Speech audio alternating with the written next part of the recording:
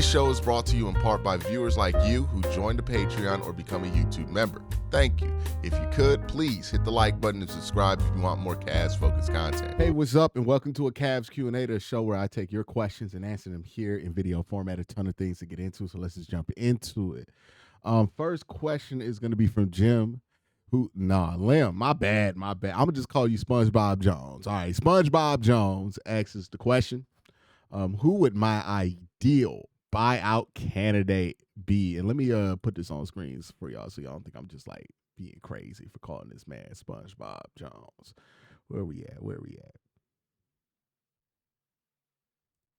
Yeah, that's why I'm calling him SpongeBob Jones. Okay. All right. So who would my ideal buyout candidates be? I don't really have specific names yet because we really don't know who's going to hit the market.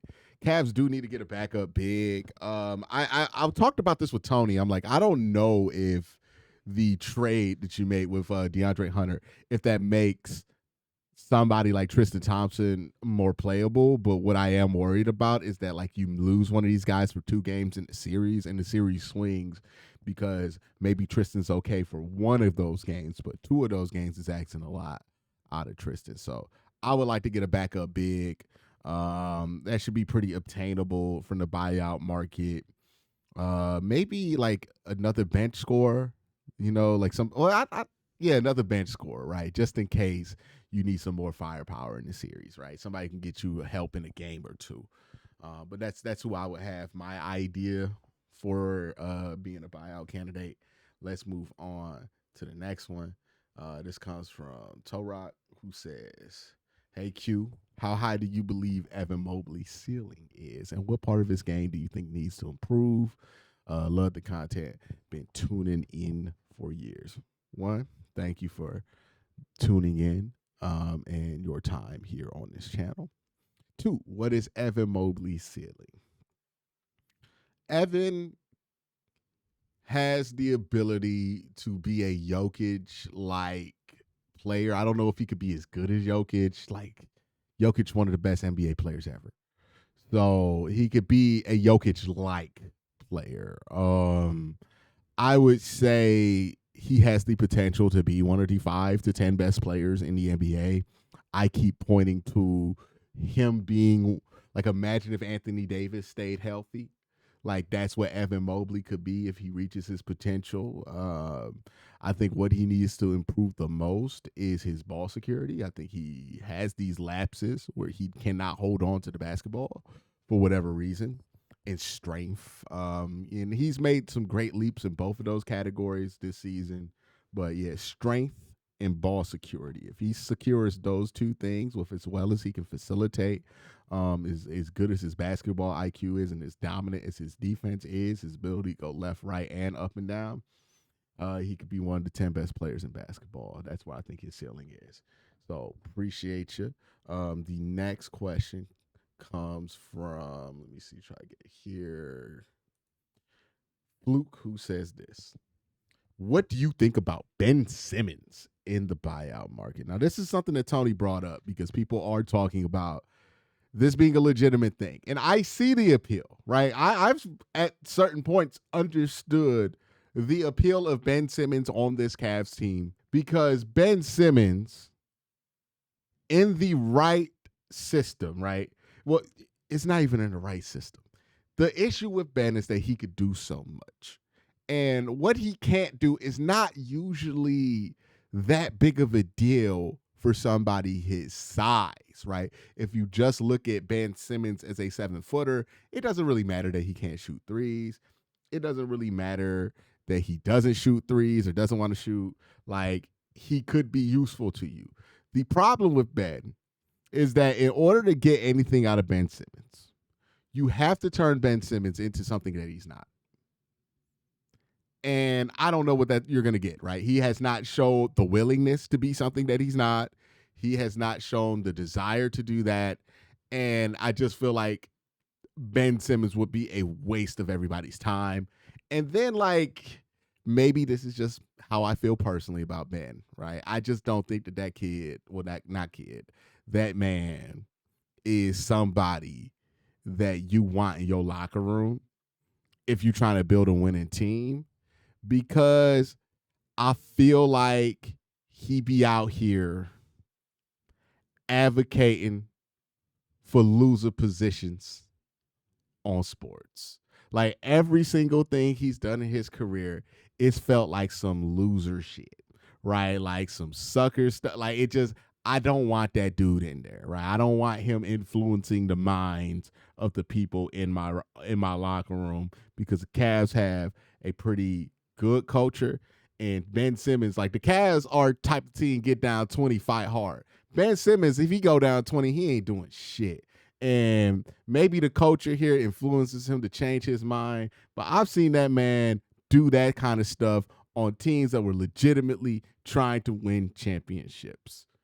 I'm out on Ben. I'm good. I am all the way good. There's something about him I don't trust. KYB says, does this trade hurt our chemistry?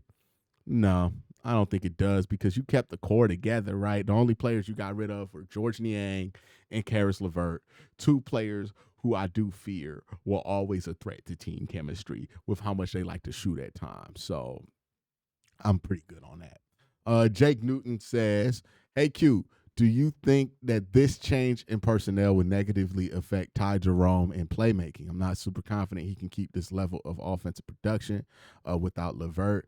It may be too much pressure on him, especially in the playoffs.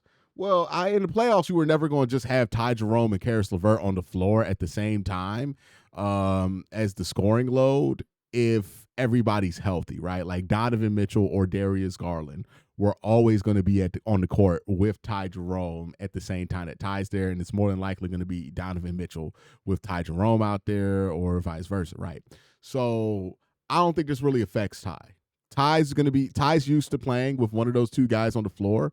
And that's going to continue to be what it is. You're also going to have one of Evan Mobley or Jared Allen on the floor when Ty's out there, and it gives him more things to go off of, right? I think the part of the success with Ty Jerome and the Cavs have been having is that he's never really on the floor when he's the number one primary scoring option, right? He's always kind of the secondary guy. And I think that's how the Cavs have been using him all season. So I don't expect anything to change here, right? Like, I don't think this changes much for Ty. Thank you for the question.